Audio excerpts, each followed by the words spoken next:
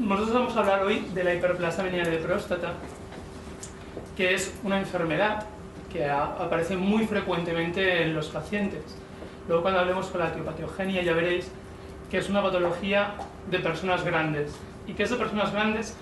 Porque las personas grandes tienen un desequilibrio hormonal que favorece el crecimiento prostático y que esa patología, el crecimiento prostático de per se, no es patológico, ¿de acuerdo? Cuando hablamos de próstatas grandes no significa que sea una próstata obstructiva, sino es la clínica y la obstrucción que hace al flujo de salida lo que nos va a dar toda la problemática del paciente. Entonces, a veces podemos encontrarnos pacientes con próstatas pequeñas y que tengan un síndrome prostático importante, y pacientes con próstatas grandes que mantengan unos niveles totalmente normales o que realmente eso no distorsione su calidad de vida. Porque cuando hablamos de la hiperplasia benigna de próstata, hablamos de calidad de vida, aparte de que esos problemas puedan dar una serie de consecuencias que luego veremos. Entonces hablaremos sobre la definición, sobre el diagnóstico de HBP y sobre su tratamiento, y es lo que os he explicado. El tratamiento lo vamos a ver como vigilancia expectante, aquellos pacientes en los que no hacemos nada y simplemente vamos vigilando, y qué consejos damos a ese tipo de pacientes para mejorar sus micciones. En aquellos pacientes en los que empleamos un tratamiento farmacológico, que ya veremos todo el abanico de posibilidades de tratamientos farmacológicos que tenemos para el HBP, y luego lo que os comentaba es el tratamiento quirúrgico, las intervenciones endoscópicas, las abiertas, y las nuevas intervenciones, a ver si nosotros conseguimos beneficios en el hospital, que son las intervenciones por láser, y que los pacientes ya empiezan a demandar la consulta. Ahora, cuando un paciente viene y le dices que tienes que operarlo de próstata, el paciente lo primero que te dice, doctor, ¿usted me va a operar con láser? Porque es una cosa que ya está, ya lo conocen los pacientes, sale en La Vanguardia, salen los periódicos, las intervenciones. Esto también lo veremos un poquito. Lo que no voy a hablar en el nivel de tratamiento quirúrgico es el tratamiento quirúrgico del HBP por laparoscopia, que también se puede hacer. Aparte de la cirugía radical por laparoscopia, se puede hacer cirugía benigna, de próstata benigna, por laparoscopia. Pero eso yo creo que es un poco rizar el rizo y utilizar la laparoscopia para todo cuando realmente no es muy necesario. Ahora veremos sobre la epidemiología, la patofisiología, los síntomas y las complicaciones del HBP. Entonces, es lo que os decía, el HBP está en relación a la edad. A partir de los 40 años, la próstata crece. Y eso, si además hay síntomas del tracto urinario inferior, es cuando tenemos la hiperplasia benigna de próstata o el concepto de hiperplasia benigna de próstata. Entonces, cuando hablamos de síntomas irritativos y de síntomas obstructivos, ¿de acuerdo? Los síntomas irritativos son aquellos en los que hay una alteración en el llenado. En el momento en que la vejiga se llena, aparecen esos síntomas. Por eso se llaman síntomas de llenado. Y es la urgencia, la frecuencia, el orinar muchas veces, el orinar por las noches, levantarse a orinar por las noches, y la incontinencia de urgencia, que es la sensación de que el paciente tiene que orinar o si no se orina encima. Y eso lo tenemos que preguntar en nuestra clínica. Tenemos que preguntar al paciente si tiene esa sensación. ¿De acuerdo? Y luego tenemos los síntomas propiamente obstructivos, aquellos que se producen por un impedimento en la salida de la orina. Y se llaman los síntomas de vaciado. Entonces tenemos la dificultad inicial. Los pacientes te dicen que les cuesta iniciar la micción, que antes de empezar tienen que esperar un rato o hacer fuerza con el abdomen para empezar sus micciones, que el flujo de la orina tiene poca fuerza, ¿de acuerdo? La intermitencia significa que el paciente orina, deja de orinar, vuelve a orinar, deja de orinar o vuelve a orinar. Incluso esto puede hacerse lo que llamamos los urólogos micción en 2 tiempos, que es que el paciente termina de orinar y a los 5 minutos se va a ver la tele y tiene que volver al lavabo para terminar de vaciar lo que no ha vaciado 5 minutos antes. Eso sería la micción en 2 tiempos, que también sería un síntoma de vaciado, un síntoma obstructivo. Y el esfuerzo, pues esa es la fuerza que tiene que hacer para eso. Y luego están los síntomas posmiccionales, que no estarían dentro de los de llenado y los de vaciado, pero que sería el goteo terminal, o el goteo posmiccional. O la sensación de tenesmo vesical, que es la sensación de que tiene ganas de orinar y que no se ha quedado satisfecho. ¿De acuerdo? Todos estos son los síntomas más frecuentes dentro de este síndrome del tracto urinario inferior, como definimos ahora a lo que antes llamábamos síndrome prostático o síndrome miccional o síndrome obstructivo, depende. Ahora se une todo con esta nomenclatura que es el síndrome del tracto urinario inferior y que une tanto síntomas irritativos, como veíamos, y síntomas obstructivos. En un estudio que se hizo en la población de Estados Unidos, en Reino Unido, en Suecia, con una población de más de 30.000 pacientes, se vio que en estos síntomas los más frecuentes eran el goteo terminal, la frecuencia y la nocturia. Y en el estudio también se vio cuáles eran los síntomas que más molestaban al paciente. Y volvía a aparecer la nocturia como el síntoma que más molestaba al paciente, la frecuencia, el hecho de orinar constantemente, y la urgencia y el vaciado incompleto. ¿De acuerdo? Entonces, lo que hablábamos, la próstata tiene 3 componentes. La próstata tiene una zona central, una zona de transición y una zona periférica. Cuando hablamos de hiperplasia benigna de próstata, hablamos de crecimiento de la zona de transición, que es un área fibromuscular, ¿de acuerdo? Y es aquí donde ese crecimiento de ese área es lo que nos da la obstrucción, ¿de acuerdo? En cambio, cuando hablamos de cáncer de próstata, la mayor parte de los cánceres de próstata se producen en la zona periférica. Por tanto, son más asequibles a través de la biopsia de próstata. Cuando hacemos una biopsia de próstata para delimitar si tiene un cáncer de próstata ese paciente, lo que haremos es pinchar la zona periférica y solamente en aquellos pacientes con rebiopsias se biopsia la zona transicional, porque el 90% es en zona periférica. Pero en cambio, cuando hablamos de hiperplasia, cuando hablamos de crecimiento, lo que hemos de entender es que el crecimiento se produce en la zona de transición, que es ese componente fibromuscular de la próstata. ¿Y qué factores contribuyen a ese crecimiento? La edad y las hormonas sexuales. Y luego se ha hablado de que otros factores que no tienen que ver con esto, que también pueden contribuir y que a veces los pacientes también te preguntan, como puede ser la actividad sexual, el alcohol, la inactividad física, factores genéticos. Es una cosa que podemos preguntar a los pacientes. ¿Su padre ha tenido problemas de próstata? A veces ellos mismos se lo dicen. Paciente joven que te viene y no, pero mi padre ya padeció de la próstata. Bueno, hay un factor genético que contribuye a que esas próstatas sean más grandes y por tanto puedan llegar a ser más obstructivas. Lo que hablamos, la historia familiar, y la raza. La raza también puede contribuir a hacer próstatas más grandes. La raza, por ejemplo, tiene un ligazón muy importante en el cáncer de próstata. Sabemos que los negros, ¿de acuerdo?, las personas de color, tienen un riesgo mayor de cáncer de próstata, ligado a esto, ligado a la raza. Y aquí es lo que os decía y os adelantaba antes, ¿no? Que los cambios hormonales, cómo estos cambios hormonales que se producen cuando el paciente es más mayor, pueden contribuir a aumentar la próstata, a aumentar el tamaño prostático y por tanto a contribuir a que aparezcan estos síntomas del tracto urinario inferior. ¿De acuerdo? Entonces, aquí habla sobre, hay diferentes causas. Una puede ser el desequilibrio de estrógenos, testosterona. Sabemos que cuando uno es mayor los niveles de testosterona disminuyen, en cambio los niveles de estrógeno se mantienen igual y ese desequilibrio hace aumentar el tamaño prostático por estímulo del estroma fibromuscular. Luego que también ese estímulo estrogénico puede contribuir a que haya más receptores, ¿de acuerdo?, para la testosterona en el tejido prostático, con lo cual es más sensible el tejido a los bajos niveles de testosterona, a pesar de que haya niveles más bajos de testosterona, pero es más sensible, con lo cual eso aumenta el crecimiento de esa zona. El aumento de la actividad de la 5-alfa reductasa. Sabemos que la testosterona, para que actúe en la próstata y el elemento que realmente estimula y actúa a nivel de los receptores fibromusculares de la próstata, es la dehidrotestosterona, que es la conversión de la testosterona a este nuevo componente. Y eso, para que esa conversión exista, necesitamos una enzima, y es la 5-alfa reductasa.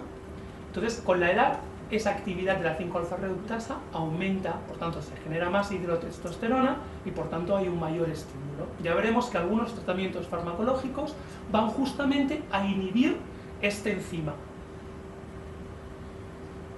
Luego hay otras cosas, interacciones estromales epiteliales, reducción de la muerte celular, de forma que se mueren menos células y como el ciclo de crecimiento continúa alto, pues entonces hay más aumento y otras cosas, ¿no? Pero los más importantes a nivel serían estos. Y luego sabemos que la hiperplasia progresa en 2 estadios. Lo primero que encontramos es el aumento del tamaño de la próstata, ¿de acuerdo? Y eso provoca una obstrucción prostática. Pero luego por detrás tenemos los síntomas derivados de la alteración vesical que supone luchar contra una obstrucción prostática. O sea, la vejiga como órgano sufre también, ha de hacer mucha más fuerza, y esa hacer mucha más fuerza altera un poco su fisiología propia. Y entonces es cuando aparecen los síntomas vesicales secundarios muchas veces, o los síntomas de hiperactividad vesical secundarios a esa obstrucción. Muchas veces solucionamos el problema obstructivo, pero no podemos solucionar esos síntomas de hiperactividad vesical. Y a pesar del tratamiento quirúrgico, le hemos dicho al Señor que ha de continuar tomando medicación, porque los síntomas propios de la hiperactividad vesical, de aquella vejiga hipertrófica de años de ir luchando contra una obstrucción prostática, ya no lo podemos remitir, ¿de acuerdo? O a veces operamos a un paciente de la próstata porque se ha quedado en retención aguda de orina, lo operamos con la intención de quitarle la sonda, de que pueda orinar sin sonda, quitamos la obstrucción, pero el Señor, al poco de quitar la sonda, vuelve a caer en ramo, por un fracaso vesical, porque la vejiga ha perdido la fuerza de empujar y de miccionar, y entonces tenemos una nueva RAW, y tenemos que decir al Señor que seguramente, a pesar de haberle operado, tendrá que continuar llevando sonda. ¿De acuerdo? Por eso es importante que los pacientes los tratemos en ese primer estadio, cuando todavía no ha habido ese fracaso vesical. Si llegamos a un paciente y encontramos a un paciente ya al final de ese segundo estadio, pues las probabilidades de éxito, tanto con tratamiento médico, farmacológico como quirúrgico, van a ser mucho menores.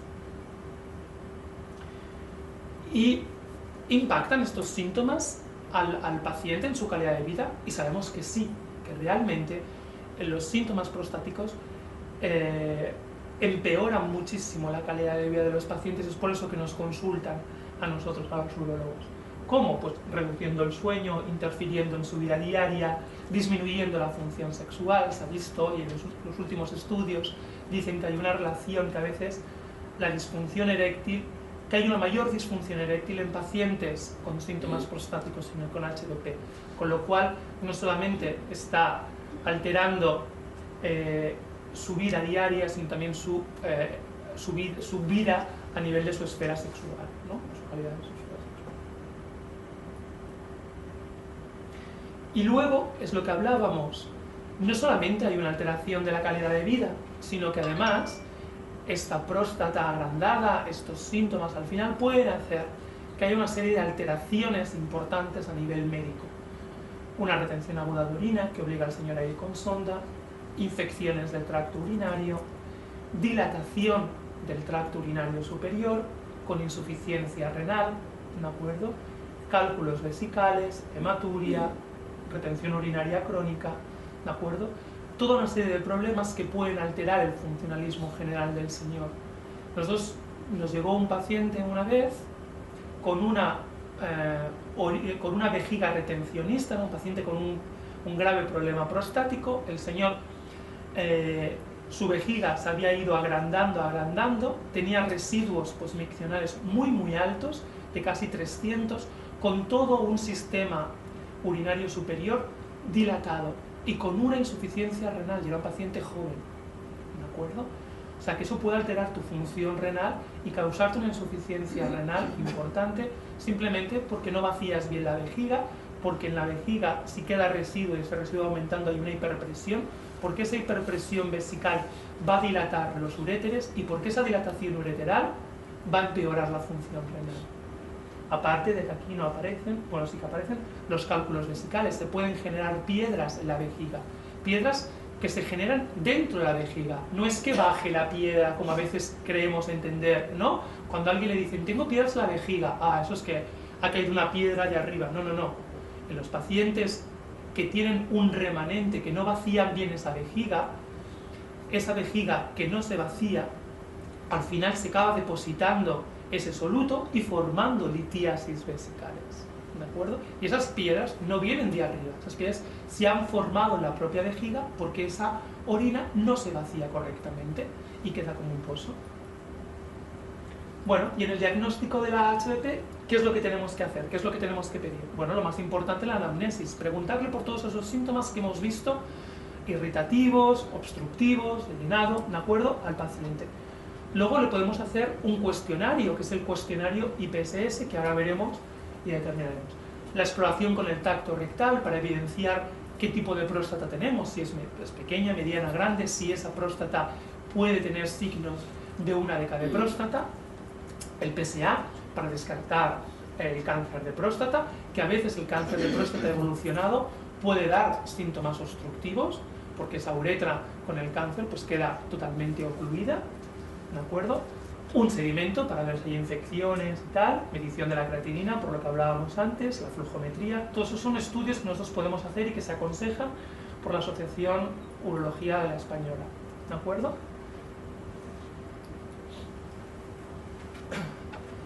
Entonces, aquí hay un poquito un esquema de cómo tenemos que hacer, pero es este. Si un paciente viene con una retención aguda de orina y no se puede sondar, pues habrá que remitirlo a urgencias para que lo sonden. Si se puede sondar, pues a partir de aquí ya entrará dentro de ese estudio, como hemos hablado, con todo aquello, y luego tendremos que hacer un seguimiento y ver si será un paciente candidato a hacer un tratamiento farmacológico o ya directamente será un paciente para ser candidato a un tratamiento quirúrgico. Luego saber, para vosotros que sois de medicina y que quizás a lo mejor veis pacientes mutuamente nosotros también, que vemos realmente muchos pacientes pluripatológicos, ¿de acuerdo? Porque son pacientes mayores, cuando nos llegan con esos síntomas, pues ya tienen una edad, no solamente tienen esta enfermedad, sino tienen otras muchas enfermedades, que hay algunos fármacos que puede tomar el paciente que pueden contribuir a empeorar esos síntomas prostáticos, como pueden ser los antihistamínicos, los descongestionantes, los diuréticos, los opiáceos y los antidepresivos tricíclicos. Algunos tienen un efecto sobre la vejiga que pueden contribuir a que esa vejiga tenga mucho menos fuerza para poder hacer una micción correcta. Entonces, en el cuestionario que le hacemos pasar al paciente, lo que intentamos hacer con el cuestionario es preguntarle todo aquello que le preguntamos de viva voz, está concentrado en una serie de preguntas. Y según la respuesta del señor, nosotros podemos evaluar o podemos hacer que el paciente, podemos ver objetivamente si se trata de un síndrome del tracto urinario leve, cuando el IPSS puntúa por debajo de 7, moderado, cuando es entre 8 y 19, y 20. ¿Y esto para qué nos servirá? Nos servirá a la hora del tratamiento. Y también nos servirá para ver cómo ese paciente, si ese paciente mejora con lo que nosotros le hagamos. Porque sabemos que si ese paciente hay una mejora de 3 puntos del IPSS, significa que el tratamiento es efectivo. Es lo mínimo que le exigimos a cualquier tratamiento. Sea un tratamiento farmacológico, sea un tratamiento expectante, sea un tratamiento quirúrgico. Lo mínimo que le pedimos son esas 3 unidades de disminución en la puntuación del IPSS.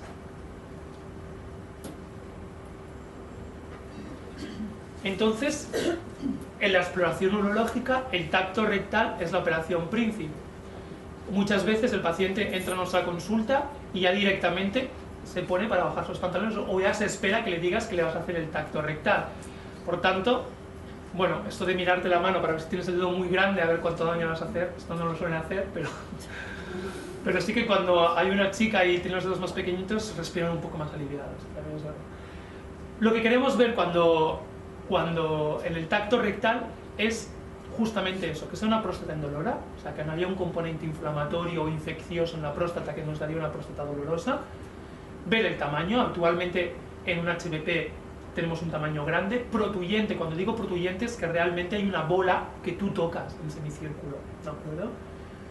La consistencia, yo les digo a los estudiantes, hay 3 tipos de consistencia. Fibroelástica, que sería cuando tocas así, que puedes hundir el dedo. Eso es una próstata normal. Si tú tocas esto y te da sensación, es una próstata normal, es fibroelástica.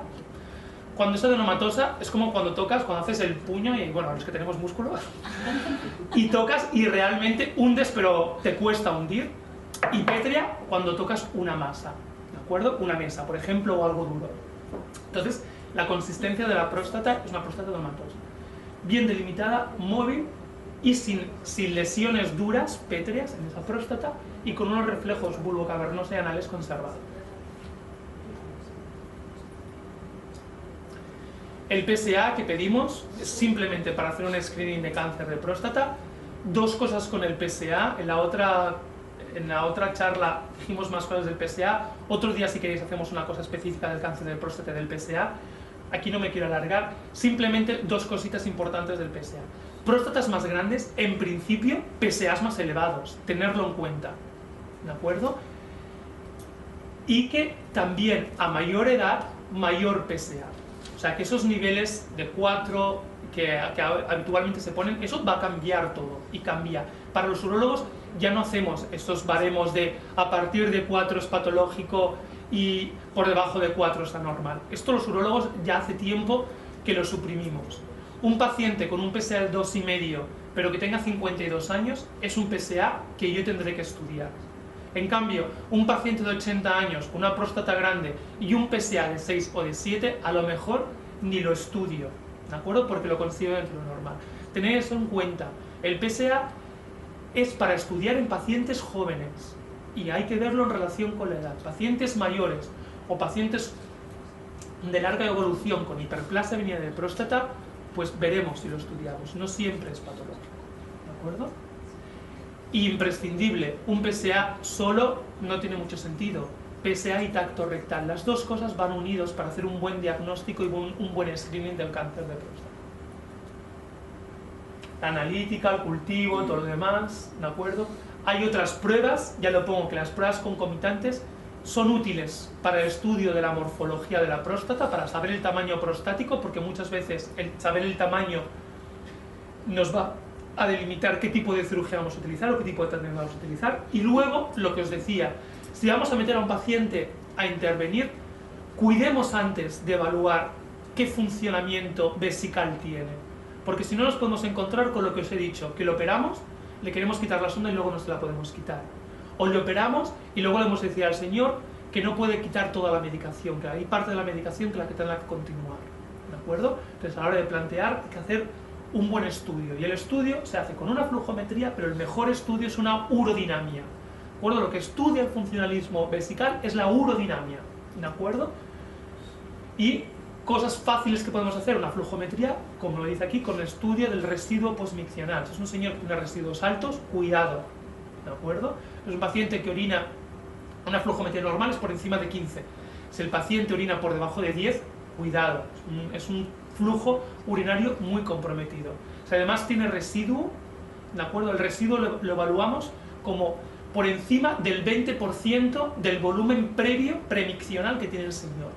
Si hay un volumen postmiccional por encima del 20%, eso es residuo, ¿de acuerdo? La flujometría solamente se puede evaluar con volúmenes a partir de 150. Volúmenes menores de 150, un paciente que tiene 90 mililitros no sirve para evaluar la flujometría. Hay veces que te vienen los pacientes y han orinado 90 mililitros con una flujometría patológica. No me sirve para nada.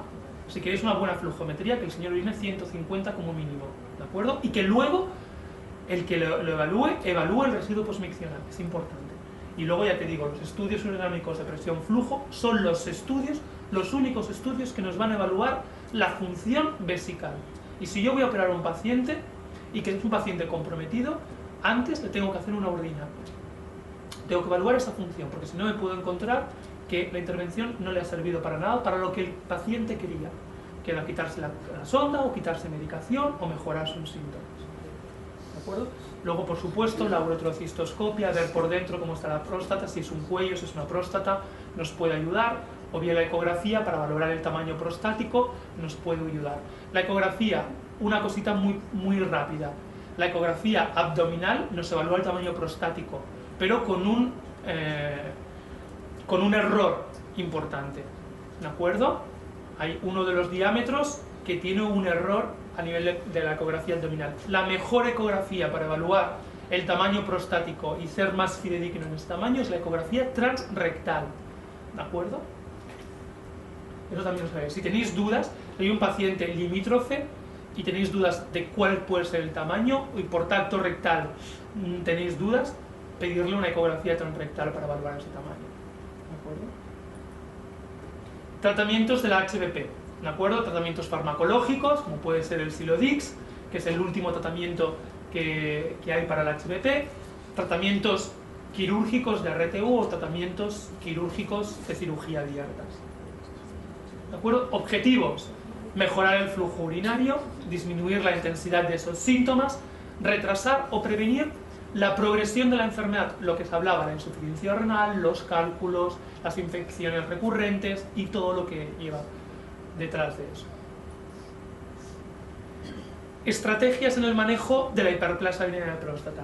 Pues tenemos todas estas. La vigilancia expectante, pues indicada en aquellos pacientes con síntomas leves y que el paciente no hay una gran distorsión en su calidad de vida y en su vida diaria. Tratamiento farmacológico en síntomas moderados, graves, en los que sí que hay esta distorsión. La fitoterapia a veces es el primer tratamiento farmacológico que se da habitualmente en pacientes jóvenes cuando inicia un poco los síntomas, pero que realmente, ya lo veremos en una diapositiva posterior, no se ha evidenciado de que realmente sea mejor que placebo, estos tipos de tratamientos, pero bueno, siempre pueden ayudar. Y por supuesto la cirugía, que se irían a cirugía aquellos pacientes en los que hay un fracaso del tratamiento quirúrgico, una progresión del tratamiento farmacológico, perdón, o una progresión muy rápida, ¿de acuerdo? Los pacientes a veces cuando te llegan a la consulta lo primero que te dicen es: doctor, ¿me va a operar? Y a veces ni han utilizado ningún tipo de tratamiento farmacológico. Entonces hemos de hacer una escala como hacemos en otros tipos de patologías. Primero, antes de una intervención, si el paciente puede tratarse farmacológicamente, lo trataremos farmacológicamente. Y si vemos que hay algún problema importante, o sea, hace retención aguda de orina, tiene piedras en la vejiga, tiene una insuficiencia renal derivada de ese problema, residuos muy elevados, a lo mejor sí que ya no esperamos a que haga efecto el tratamiento y ya directamente. Pero esos son muy pocos casos. La mayor parte de los casos pueden solventarse con ese tratamiento farmacológico. Los criterios de derivación de la hiperplasia, esto es para médicos de cabecera, y que este cuadro es el cuadro que en la anterior reunión analizamos paso por paso. Y lo basamos en lo que hablábamos antes, en el IPSS, en el control objetivo de esos síntomas. Si el IPSS es por debajo de 8, pues podemos indicar al paciente una vigilante expectante y ir evaluándolo de forma anual. Si el IPSS ya tenemos unos síntomas moderados, pues podemos hacer que el paciente vaya con alfa bloqueantes, y ya del inicio podemos utilizar alfa bloqueantes o podemos utilizar inhibidores de la 5-alfa reductasa. Habitualmente en síntomas moderados lo primero que utilizamos son los alfa bloqueantes. No solemos iniciar tratamiento con inhibidores de la 5-alfa reductasa solo como monoterapia. Si los utilizamos son para pacientes con síntomas moderados o con síntomas graves, y especialmente en aquellos pacientes que tienen próstatas grandes. O sea, los inhibidores de la 5-alfa reductasa tendrán sentido cuando el paciente tenga una próstata grande. Dicen las indicaciones por encima de 35-40 gramos. Habitualmente seguro que cuanto más grande es la próstata, mejor será el efecto de estos inhibidores. Y aquí un poco pues remitiremos al urólogo si lo tratamos a nivel de medicina general, del ambulatorio, de su médico de cabecera. Remitiremos al urólogo pues en aquellos casos en los que no haya una mejoría con el tratamiento farmacológico. Entonces, lo que hablábamos, la vigilancia expectante, pues en pacientes con síntomas leves, que sus síntomas no son molestos. Y lo que sí que se le puede decir al paciente, y eso se le puede decir al de síntomas leves, moderados o graves, es hacer todas las medidas higiénico-dietéticas, que se englobarían de estas, como es restringir la ingesta de líquidos, especialmente antes de irse a dormir. Hay muchos pacientes que tienen la costumbre de tomar todas las pastillas, pero no con un poquito de agua, ¿no? Sino con 2 vasos de agua, porque aquí sí le van a sentar mejor las pastillas. Y luego hay pacientes que me dicen, sí, es que doctor, me levanto 3 o 4 veces a orinar, pero cada vez que me levanto a orinar me bebo un vaso de agua. Pues no, hay que decirle al señor que esto mejor que no lo haga, porque entonces tendrá más nocturia en ese sentido. Entonces no nos va a ayudar. Evitar la cafeína y el alcohol, ¿de acuerdo? Mirar qué medicamentos pueden ser contraproducentes para hacer que estos síntomas prostáticos sean mayores, que es lo que hablábamos, los antidepresivos tricíclicos, los antihistamínicos, los diuréticos, ¿de acuerdo? Programar el vaciado significa un poco hacer conciencia al paciente que ante el primer deseo miccional, pues le puede decir al señor, bueno, ante el primer deseo miccional no vaya corriendo al lavabo para vaciar, intente esperarse un poquito, piense en otra cosa, yo que sé, camine un poco, ¿de acuerdo? Un poco para que aquella vejiga coja un poquito se acostumbre a que no es el primer deseo miccional, ya tenga que ir a orinar, ¿no? Sino lo que tendremos es una poroquiuria constante, ¿no? Ejercicios de suelo pélvico, aquello que utilizamos para las mujeres para evitar la incontinencia urinaria de esfuerzo. Los hombres no se salvan, también lo pueden utilizar. Los hombres, a diferencia de las mujeres, tenemos un esfínter que no es el suelo pélvico únicamente, tenemos un esfínter más consolidado, ¿de acuerdo? Pero eso no quiere decir que no podamos hacer ejercicios del suelo pélvico para reforzar toda esa musculatura que va a ayudar a nuestro esfínter a contener mejor la orina, ¿de acuerdo? Y luego, tratamiento del estreñimiento. A veces te lo preguntan, doctor, es que yo voy muy estreñido. Pues es importante tratar el estreñimiento para también evitar esta presión o compresión de la vejiga, ¿de acuerdo? Que puede hacer que el señor tenga la necesidad o la sensación de que tiene que orinar más veces. Como tratamiento fitoterápico, pues ya veis que hay muchísimo. El que se ha utilizado o el que parece que los estudios dicen que sería el mejor sería la Serenoa repens, ¿de acuerdo? Que es lo que nosotros llamamos el Permixon. Y seguramente si habéis utilizado uno, el que parece que tiene mejores estudios, lo ha estudiado más, es la Serenoa repens. Los demás hay un montón, yo tantos no conozco, pero los 2 más habituales son los 2 primeros, el Pythium africanum y la Serenoa repens. Y la Serenoa repens es la que habitualmente yo, si he de utilizar, utilizo. También depende. Pero ya veis que tanto la americana como la europea, la americana no lo recomienda ya de inicio y la europea dice, bueno, probarlo, tampoco hace ningún daño. Pero sí que es verdad, no tiene ningún efecto secundario. Por tanto, se puede utilizar sin riesgo. Si le mejora, no sé.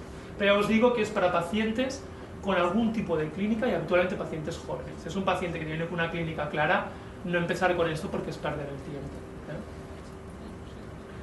Y luego, los que sí que están indicados, los tratamientos farmacológicos per se, los alfabloqueantes. Y de alfabloqueantes tenemos los primeros que aparecieron, que fueron la terazosina, la doxazosina, que ya veremos, que son inespecíficos a la hora que actúan en esos receptores, pero que de una forma inespecífica.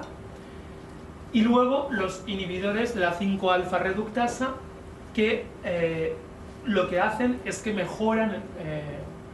producen una mejoría de la sintomatología a más medio-largo término o plazo, por esa reducción del 20-30% que van haciendo y que no hacen los alfabloqueantes, que solamente actúan a nivel del receptor adrenérgico, ¿de acuerdo? Pero también tenéis que pensar que los alfabloqueantes, el efecto es un efecto inmediato, ¿de acuerdo? En cambio, los inhibidores de la 5-alfa reductasa, el efecto lo hacen a los 3-6 meses, cuando podemos evaluar si hacen o no hacen efecto. Eso tenerlo también en cuenta. Por eso pongo que los alfabloqueantes son más eficaces de forma inmediata, pero seguramente pasado el proceso de lo inmediato, a partir de los 2-3 años, seguramente los que son más eficaces serán los inhibidores de la 5-alfa reductasa. Como os decía, los receptores alfa-1 adrenérgicos sobre los que actúan estos fármacos tenemos 3 en el organismo. el 1A, el 1B y el 1D, ¿de acuerdo? El que hay en próstata es el 1A. El 1B aparece dominante en el sistema vascular, ¿de acuerdo? Y el 1D aparece en sectores aferentes en vejiga y en médula espinal. Entonces, los primeros que aparecieron, la doxazosina, la trazosina y la alfuzosina, pueden actuar igual, ¿de acuerdo? El anterior. Si veis en esta gráfica, actúan igual en los 3 receptores. En cambio, la tamsulosina es una de las que menos actúan a nivel de los receptores del sistema vascular. ¿Por qué? ¿Y qué mejora conseguimos? Pues que el paciente no tenga hipotensión ortostática, no tenga mareos, todo lo que es a nivel del sistema cardiovascular, pues con esos hay menos riesgo de esa afectación. Por eso son actualmente los más utilizados. Y como os decía, ahora, hace poquito, muy poquito, ha aparecido la silodosina, que es el último alfa bloqueante. ¿Y qué mejora aporta la silodosina? Es que es súper específico para los receptores 1A.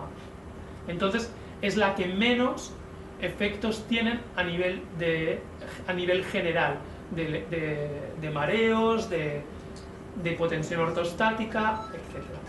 Lo que sí que da la silodosina, ¿de acuerdo? Y otra de las cosas que también dan estos alfa bloqueantes, y también puede ser, es que hay eyaculación retrógrada. Estos pacientes tienen una alteración a nivel de la esfera sexual en forma de eyaculación retrógrada. La tamsulosina, la eyaculación retrógrada, es de un 7-8%, en cambio la silodosina, la eyaculación retrógrada, el porcentaje aumenta el 21-28%. Cuando un paciente me viene y me dice, doctor, es que creo, tengo poco, me sale poco semen, yo le digo, bueno, piense que eso es porque el alfa bloqueante está haciendo efecto, y realmente es así. Quiero decir, si hay eyaculación retrógrada es porque hay una actuación hacia esos receptores, que es lo que yo quiero hacer, y hay un poco una relajación de esas fibras musculares lisas que encontramos en el cuello vesical, fibras musculares lisas que encontramos dentro de la próstata, y que eso es lo que permite la relajación. Acordaros en las primeras diapositivas que os decía que en la hiperplasia benigna de próstata hay un crecimiento de la zona transicional, que es la zona fibromuscular prostática. Cuando hablamos de fibromuscular, esas fibras musculares son sobre las que actúan estos bloqueadores de los receptores alfa-adrenérgicos. Y la silodosina es el último bloqueante, alfa bloqueante, y que aporta respecto a los anteriores una mayor uroselectividad, porque simplemente va a la próstata.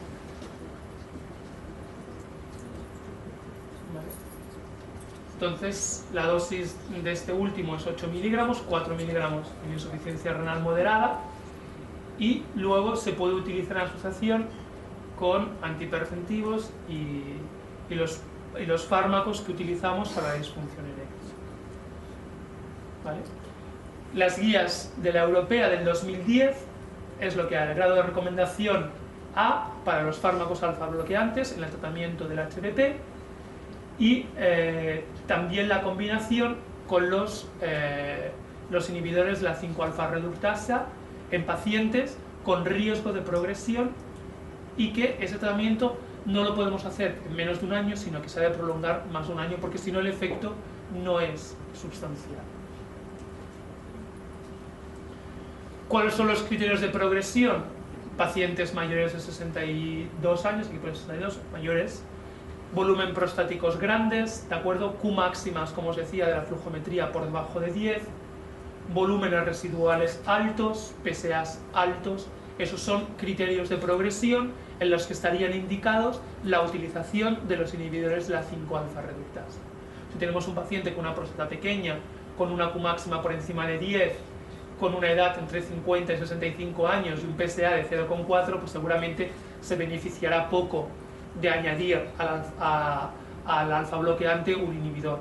Pero en cambio, si tenemos un paciente con estas características, seguramente a medio o largo plazo eso le va a beneficiar para reducir el número de RAOs que puede tener, o que sea derivado a hacer una intervención quirúrgica para solucionar su problema prostático.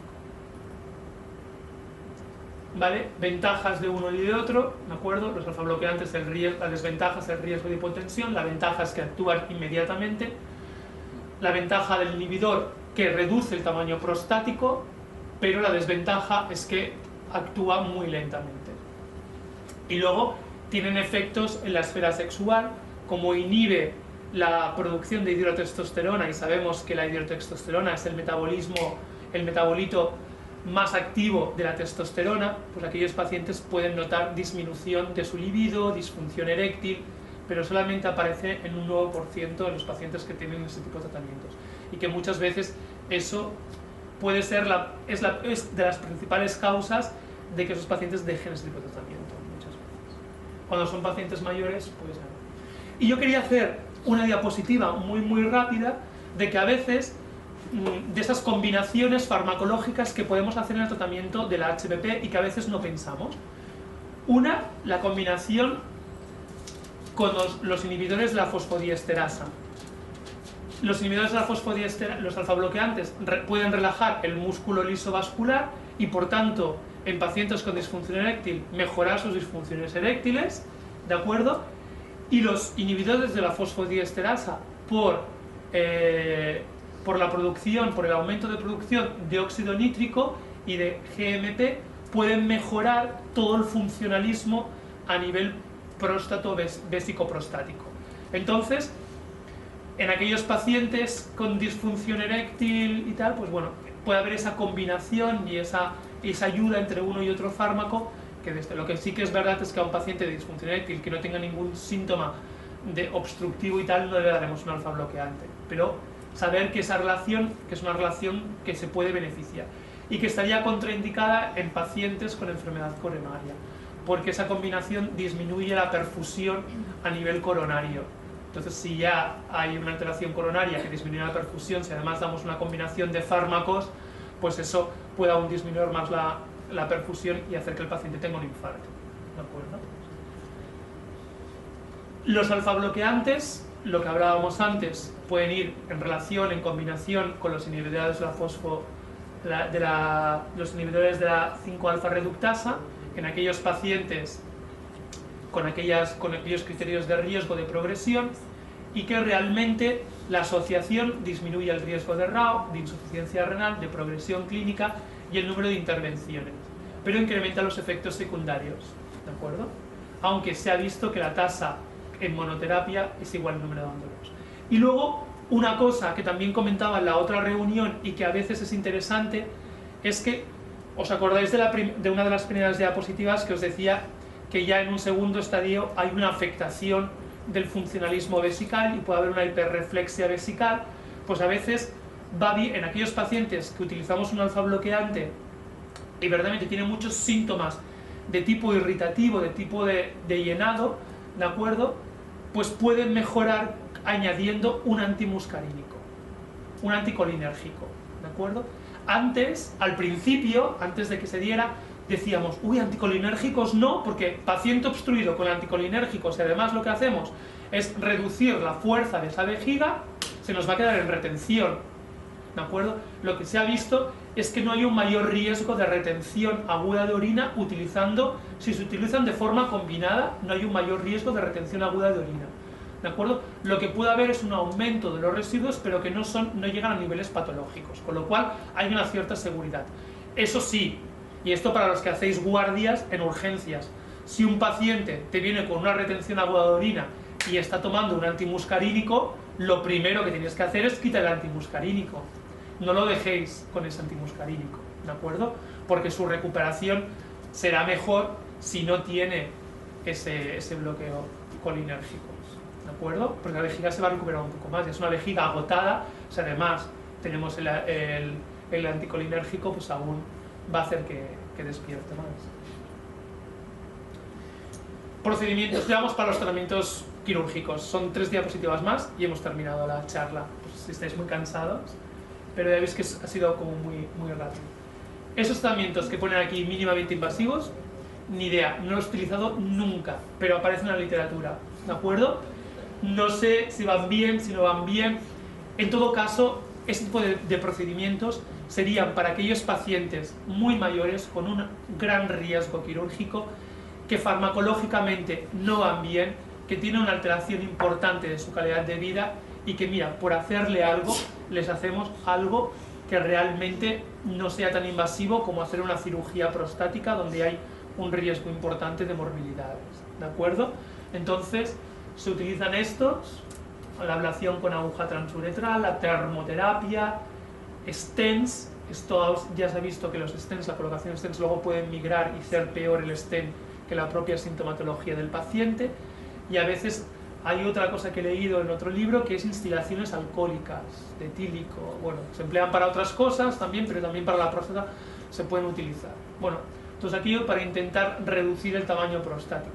Otra cosa que no aparece, pero que no aparece estipulado y que no entra dentro de las indicaciones de ese fármaco, es si un paciente queremos reducir el tamaño prostático de una forma muy efectiva, utilicemos un bloqueo androgénico completo, ¿de acuerdo?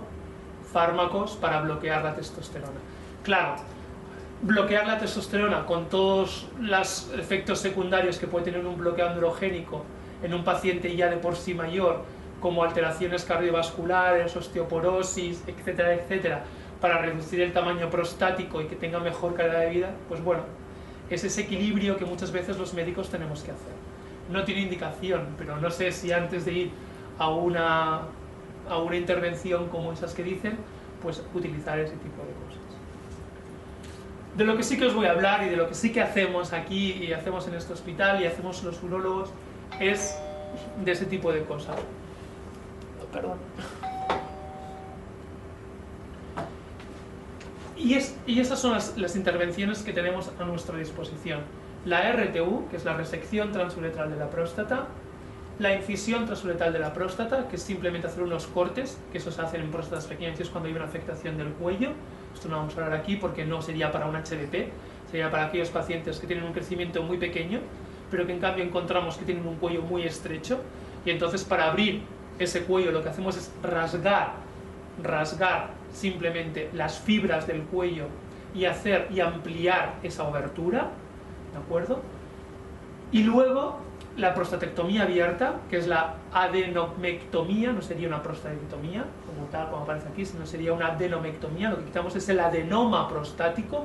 Por eso es lo que os decía, los pacientes dicen, no, me han quitado la próstata. No, hemos quitado el adenoma, la zona transicional aquella que veíamos, pero la zona periférica, que es donde a partir de la cual se pueden formar los cánceres de próstatas, eso lo mantiene el señor, por lo menos mantiene parte de la zona periférica. Puede estar aplastada por su adenoma. Mejor hacemos una eco y vemos una zona periférica mínima, pero la zona periférica no la quitamos. Lo que quitamos es el adenoma, la zona transicional, ¿de acuerdo? Y luego las terapias, las nuevas terapias que tenemos a nuestra disposición, que aquí todavía no utilizamos, pero yo espero que en breve podamos utilizar, que son las técnicas láser, que lo que hace es mejorar un poquito la efectividad de esos tratamientos y disminuir las complicaciones posquirúrgicas de esos pacientes que ahora veremos. La RTU de próstata, os voy a poner, ¿de acuerdo? Estos son dibujos de lo que sería la RTU de próstata. Lo que metemos es un resector, ¿de acuerdo? Un resector, que sería esto que aparece en esta imagen, lo metemos a través de la uretra y a nivel prostático, llegamos a nivel prostático, hay un asa, ¿de acuerdo? Tenemos un asa y vamos haciendo pequeños cachos, como si quisiéramos coger con la mantequilla una cuchara, ¿no? Que sale así. Realmente los trozos son como si deslizáramos una cuchara por una mantequilla. Es lo que aparece, esto es lo que obtenemos, ¿de acuerdo? Y lo hacemos vía endoscópica, ¿de acuerdo? Entonces hay dos técnicas o dos aparatos de esto. Nosotros lo que tenemos aquí es el monopolar. El monopolar utiliza glicina, ¿de acuerdo? Hay una cosa más moderna que el monopolar, que yo espero que algún día también la tengamos, que es el bipolar, ¿de acuerdo? ¿Por qué? Porque el bipolar utiliza suero de lavado, con lo cual nos evitamos una de las complicaciones que aparecen en estos pacientes, que es el síndrome de absorción, ¿de acuerdo? Que es esta glicina que es inerte, pero que aumenta, produce una hiponatremia severa en estos pacientes. Y tenemos a pacientes con una hiponatremia severa. Y eso es lo que hemos de evaluar, pacientes que se hacen de esto, como abramos boquillas arteriales y especialmente boquillas venosas, y estamos actuando a hiperpresión, porque el suero de lavado baja con una cierta presión. Nosotros, si habéis entrado alguna vez en el quirófano, ponemos el suero alto. No lo ponemos alto porque sí, sino para que haya una cierta presión que nos vaya limpiando. Porque nosotros, a medida que cortamos, vamos cortando vasos vasculares y va sangrando, y tenemos que ir viendo dónde vamos cortando. Cuando utilizamos la glicina, que es lo que nos permite que el monopolar pueda transmitir la corriente, si no utilizáramos la glicina con un monopolar no habría corriente, con lo cual no podemos hacer nada. La glicina, que es inerte, pasa al torrente sanguíneo y produce una hiponatremia muy severa, y puede haber consecuencias importantes por esa hiponatremia. Hay pacientes que la propia hiponatremia, si no ha habido una absorción muy importante, simplemente con la diuresis propia y el filtrado renal, pues soluciona su problema. A veces lo que tenemos que hacer en este tipo de pacientes es hidratarlos bien y darle diuréticos, ¿de acuerdo?, para que orinen muchísimo, o sea, propulsar para que haya una eliminación de esa glicina que ha pasado al torrente sanguíneo y pueda recuperarse los niveles. Pero es una complicación que hemos visto a veces, y esta complicación es muchas veces la que limita el tiempo quirúrgico. Es lo que os decía, próstatas menores de 60 gramos la haríamos con esta técnica, con resección transuretral. Más de 60 gramos suponemos que hemos de estar más de 60 minutos operando, y el riesgo de síndrome absortivo de glicina es mucho mayor, ¿de acuerdo? Por eso, ante unas próstatas entre 60 y 100, utilizaremos una técnica abierta. Próstatas menores de 60, técnica endoscópica, como hablábamos.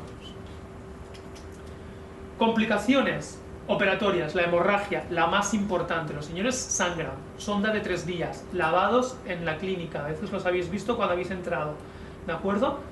Pedimos riesgo de transfusión casi del alto en algunos pacientes si sangran mucho. Desgarro capsular, síndrome de reabsorción. Perioperatorias, que le quitemos la sonda y haga una RAO, o que la misma haga una RAO porque se obstruye la sonda. Se puede obstruir, ¿por qué? Por coágulos, por trozos de próstata que han quedado intravesicales y que se pueden meter dentro de la sonda. Pueden hacer episodios de infección, una infección de orina simple, sepsis urinaria o orquiopididimitis. Puede haber una afectación a nivel testicular o del epidídimo.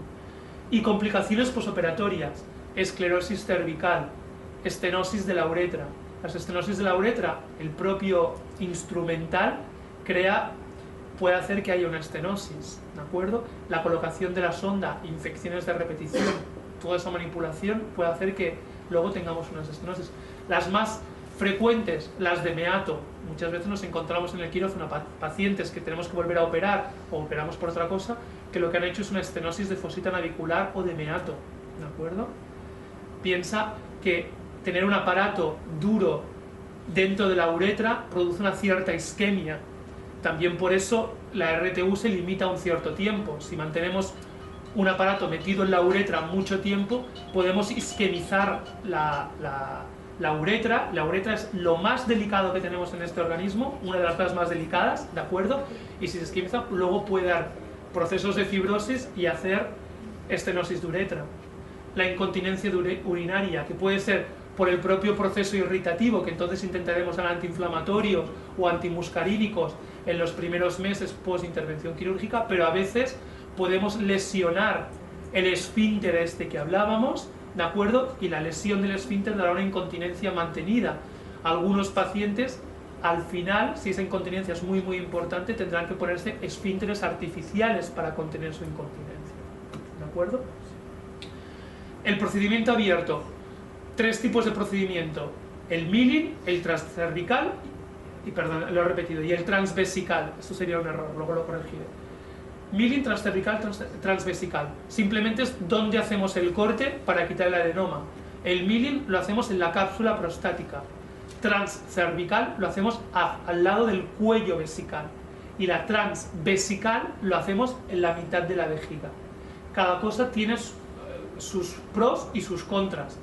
Si lo hacemos en la propia cápsula nos permite enuclear mucho mejor, pero el hacerlo transcervical o transvesical nos permite ver dónde están los meatos y no coger esos meatos con ningún punto ni cerrar los meatos, porque eso puede ser una complicación. A veces los pacientes se operan de próstata y cuando colocas los puntos para volver a un poco todo a lo que tenías antes, coges los meatos, cierras los meatos y entonces tenemos una insuficiencia renal o tenemos una hidronefrosis porque hemos cerrado un meato. ¿Cuándo se indica la adenomectomía abierta? En próstatas grandes, ¿de acuerdo? En próstatas con cálculos, con piedras en la vejiga, con estenosis de uretra infranqueables, que no nos permite hacer una cirugía endoscópica, con grandes divertículos, ¿de acuerdo?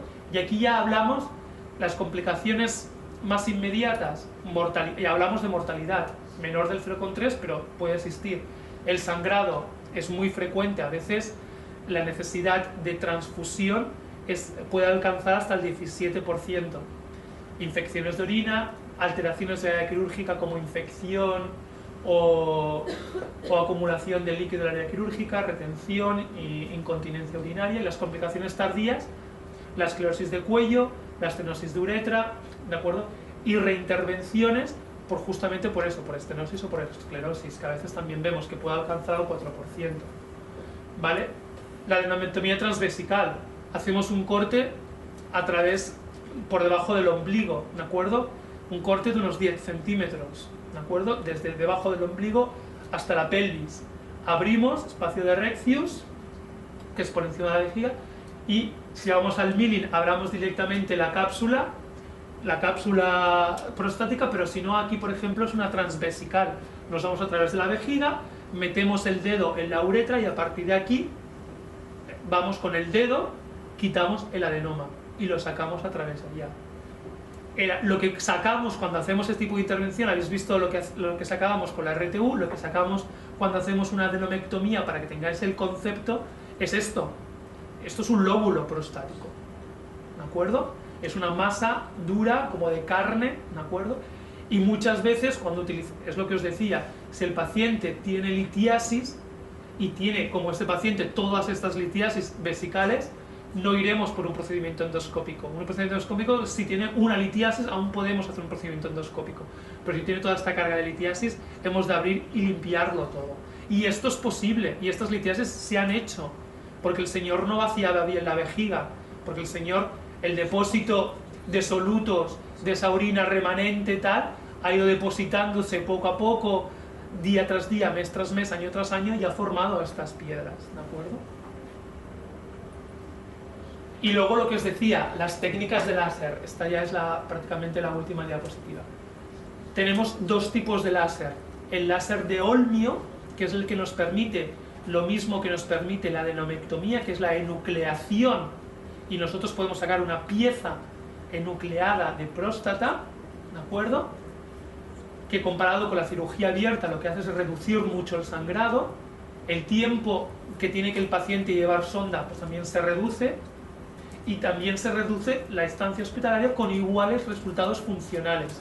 Esto es lo que tendría igual resultado funcional que la adenomectomía, que sería la técnica que mejor resultado funcional tenemos, porque es la que quita más crecimiento prostático. Y luego tenemos el láser KTP, que es el típico láser verde, ¿de acuerdo? Que lo que hace es fotovaporizar la próstata.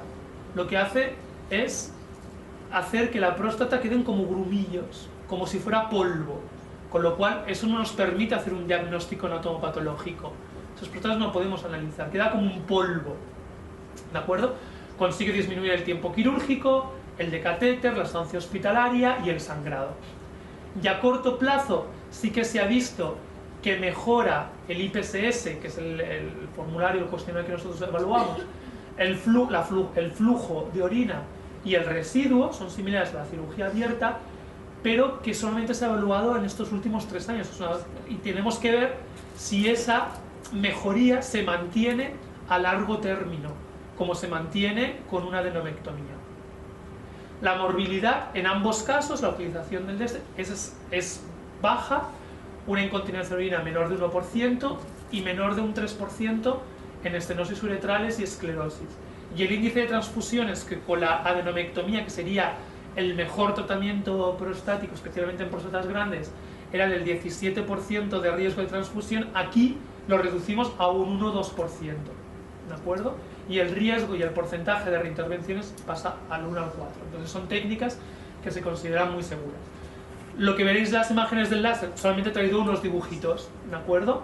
Del láser verde. Esto es lo que se ve en el quirófano. Realmente se ve la fibra de láser, se tiñe de verde, y esto que introduce aquí es la fibra de láser. Es la fibra de láser a través del mismo aparato endoscópico o un aparato diseñado para introducir estas fibras. Y si veis, el último dibujo es la próstata cerrada, una próstata totalmente oclusiva que no permite ver la vejiga, y aquí, después de haber hecho cirugía con el láser de KTP, ves que aquí se hace un orificio, y esto negro es porque ya entramos dentro de vejiga, ¿de acuerdo? Esto es lo que queremos obtener ante cualquier paciente, un paciente que mirando desde el verum montanum, ¿de acuerdo?, que sería nuestro límite, ¿de acuerdo?, nuestro límite de lo que es la uretra prostática, que mirando desde el verum nosotros queramos ver un espacio negro, que significa que hay un cuello abierto y que permite una salida importante, ¿de acuerdo? Y esto es lo que se consigue, ¿veis? Pero veis cómo queda la próstata, o el resto queda como deshilachado, como si fuera polvo. Pues esto es lo que, por eso, porque es una fotovaporización, para que lo entendáis. En cambio, el láser de Olmio lo que haría sería lo mismo que nosotros hacemos con el dedo, pero con el láser. Pues ya está. Pues muchas gracias por su atención, ¿de acuerdo? Ya sé que eso es una paliza, esto, que habéis tenido que esperar más un cuarto de hora, pero ahora Almiral, si no ha habido ningún problema, nos invita a un pisco labios aquí, para que así ya podéis hacer un poco de... ¿Vale? Si hay alguna pregunta o hay alguien que no le ha quedado alguna cosa, pues me lo pregunta ahora en 2 minutitos. Si hay alguien que no le ha quedado algo claro, o algún caso que os hayáis encontrado, o alguna cosa que queráis saber. Vale.